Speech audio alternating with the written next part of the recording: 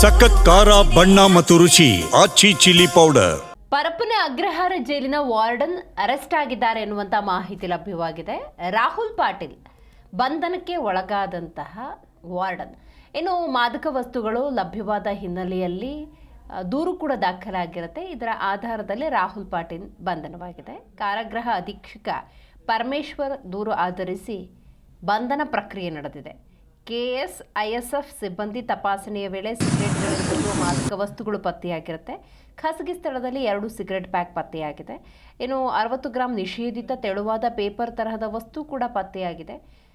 ಸಂಜೆ 6:50ರಲ್ಲಿ ಜೈಲಿನ ದ್ವಾರದ ಬಳಿ ತಪಾಸಣೆ ಮಾಡುವ ಸಂದರ್ಭದಲ್ಲಿ ಇದು ಪತ್ತೆಯಾಗಿದೆ.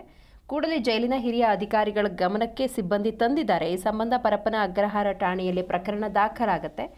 2018ರಲ್ಲಿ ವಾರ್ಡನ್ ಆಗಿ ಕಾರಾಗೃಹ ಇಲಾಖೆಗೆ ರಾಹುಲ್ ಪಾಟೀಲ್ ಸೇರ್ಪಡೆಯಾಗಿರ್ತಾರೆ. ಪರಪ್ಪನ ಅಗ್ರಹಾರ ಕೇಂದ್ರ ಕಾರಾಗೃಹದಲ್ಲೇ ಸೇವೆಯನ್ನು ಸಲ್ಲಿಸುತ್ತಿದ್ದಾರೆ.